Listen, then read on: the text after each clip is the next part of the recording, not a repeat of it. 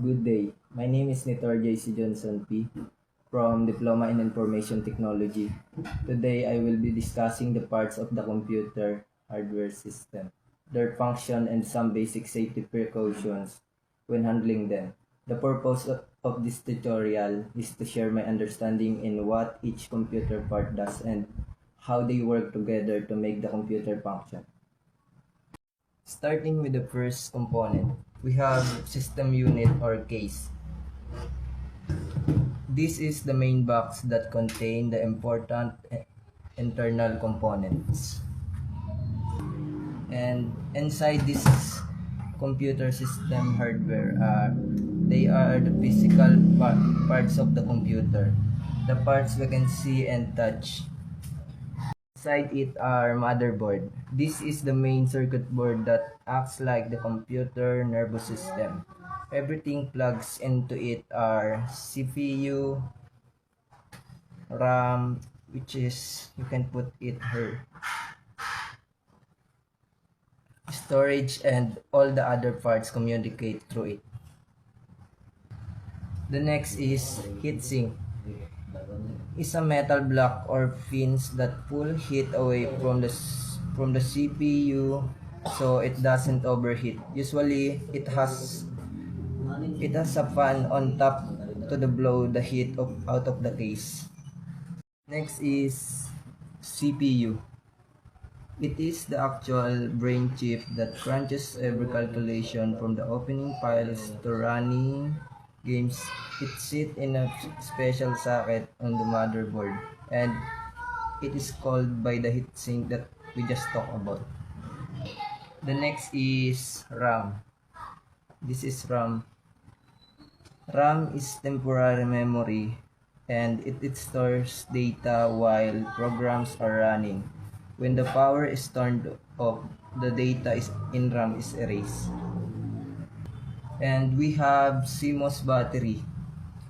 CMOS battery is the tiny coin cell on the motherboard that keeps the clock running and your BIOS settings and save even when the PC is off. When it dies, your computer forget the time and you will have to re-enter BIOS settings on every boot. The next component is HDD or hard disk drive. It is spinning splatters like a record player, cheaper, holds more but slower and make noise.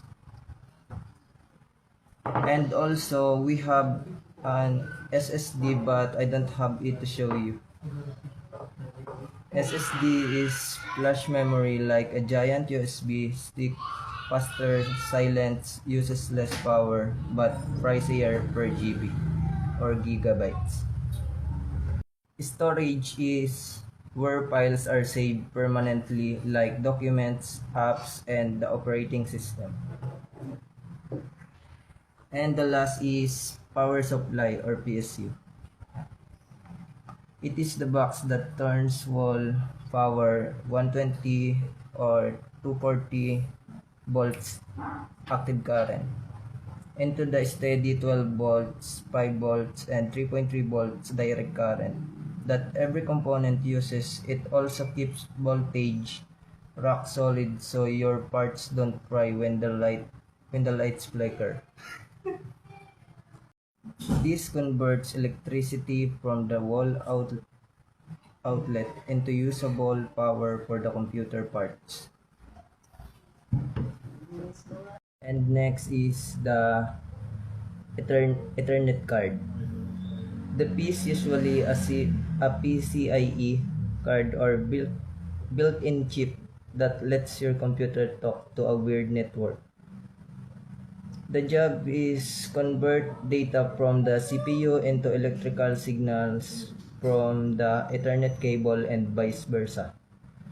It handles the low-level networking protocols, MAC addressing, priming, error checking, and it manages the physical connection speeds like 10 or 100 Mbps, 1 Gbps, 10 Gbps, and etc. In short, It's what gives your PC a wired internet LAN link. And the last is DVD drive. It is optical disk drive that reads and sometimes writes DVDs. It uses a laser to scan the disk data layer, then translates the reflected light into digital input the computer can use. Basically, it lets you watch movies, install softwares and backup files from DVDs. That's all. Thank you.